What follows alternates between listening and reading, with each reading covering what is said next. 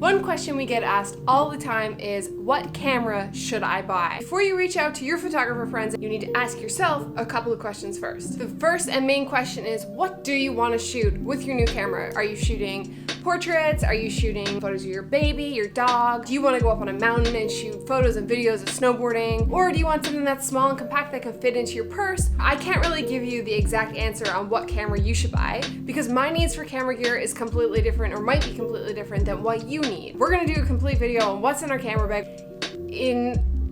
soon. We're gonna do this video soon. It might already be up. So if it is, I'll link it down below. If not, check it out soon. Once you figure out what you want your camera to do, pop it into Google. Honestly, just search best camera for travel photography or best camera for water activities. And chances are somebody's already done all of the research for you and it will pop up in Google. The other option is you can go on a couple of these websites I'm about to mention and do a little bit of research. And these websites are amazing. The first website you should check out is dpreview.com. That's Digital Photography Review. And it's called that for a reason because they actually go so in depth into each camera. They actually have a section where you can compare digital SLRs with a removable lens between the prices of $500 and $1,000. Within all of those criteria, they list all of the cameras that they recommend. And within that, they even have reviews on all of those cameras. And the list goes on. Just go to that website and have a look because it's all laid out for you. All you gotta do is just spend a bit of time reading it. Petapixel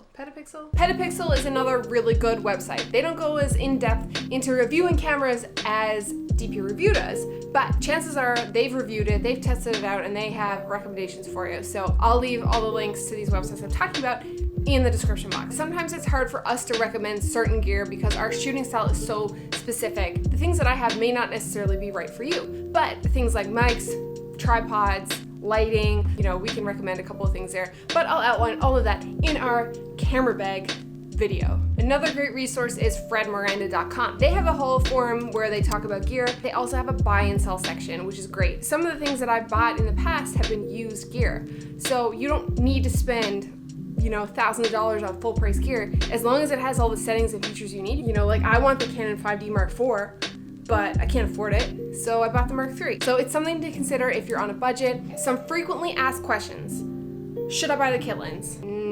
Probably not. Generally, the kit lens that comes with the camera is kind of crappier quality. It's pretty cheap. Typically, it's like an 18 to 55. The lenses are where you're gonna get the biggest bang for your buck. That is what is gonna make your photos look the best. You can have an entry-level DSLR camera, but if you have a really nice lens on there, your photo is probably gonna look a lot nicer than if you shot it with a kit lens. If it's in your budget, I would recommend looking at a cheaper body, a more expensive lens. You can always upgrade your body later. My very first digital camera was the Digital Rebel way back in 2008, and I invested in a 17 to 55 f2.8, same focal range as the kit lens. Even though it was a bit more expensive, like $700 versus like $100. It was worth it because a few years later when I bought the 30D, I already had two amazing pieces of glass, so I didn't need to buy new lenses. When I updated my camera to a full frame camera, I had to get rid of those lenses and replace them with L series lenses. EFS lenses don't work on the full frame cameras. Another question we get asked a lot is, what lighting kit do you recommend? Or how do you light your photos? Okay, so here's what's up. If you're on a budget, window light is your best friend. And in fact, window light is what I actually prefer to shoot photos and video with. When you have a big window there, it's just this big diffuse light that just looks really good. So if you can, then shoot next to a window. For photography, we have a few different flashes. So we have an on-camera ETTL flash. I've used it once. I used it in New Orleans when I shot this portrait. Other than that, if we're doing in-studio photography, then we're using Alien Bees. And there's a lot of different brands of strobes out there that you can buy. Alien Bees just happen to be the most affordable. You do need some type of wireless transmitter to fire those. You can use sync cables. They're a little bit limiting because you have this cable attached to your camera the entire time during your shoot. I use Pocket Wizards. I know Alien Bees makes their own transmitter, which I've heard is also really good. For video, we use mostly natural light, but I have a lighting kit that is 3 fluorescent light banks. And that's been really good for doing these types of videos. You can also totally DIY your lighting setup. I did a video for my friends. We shot this dance video. This entire video was shot with DIY lighting picked up from Home Depot. It cost less than $100. So you don't need to spend a lot of money on professional gear. So for this lighting setup, I used 4 halogen work lights, and those are in the background as kickers. The second thing I did was buy some fluorescent light banks from Home Depot that were on a plug, and then I mounted those to a piece of MDF, and then I mounted clamps on the MDF to attach it to a backdrop stand that I have. So if you have a backdrop stand and some cheap lights from Home Depot and even some tape, you can get that lighting set up, or a variation of that. One thing that kind of bothers me is when people come up to me when I'm out shooting and they say, that's a really nice camera, it must take really good photos. And yeah, the camera does take pretty good photos. The camera can only make a picture so good, but the photographer is who really brings it to the next level. Yeah, so it's not the camera that takes a good shot, it's the photographer and the eye behind the photographer. You need to have the good idea, you need to have the eye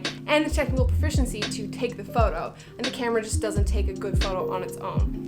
Keep that in mind, people. If you're buying your camera for video, it is a little bit different, and you're gonna wanna think about your shooting style, frame rates, resolution, if you wanna do 4K, if you wanna shoot slow-mo at 60 frames or 120 frames per second. Some of the entry-level DSLR cameras don't offer the same specs as some of the more professional, more expensive camera bodies. If you don't really know a lot about video, then you might be fine just using a DSLR that shoots video, and then as you get into it more and start learning about frame rates and learning about resolution and getting more creative with your shooting, then you can look at upgrading your camera. Hopefully, I've provided you enough resources to figure out what camera you should buy. Sorry I couldn't tell you straight up what to get. When I do my research, I'm looking for specific cameras, so I actually don't know about all of the cameras on the market. So do the research, let me know if you have any questions. I will try my best to help. I hope you found this video helpful. If you liked it, give it a thumbs up, comment if you haven't subscribed, click the subscribe button, and we'll catch you on the next video.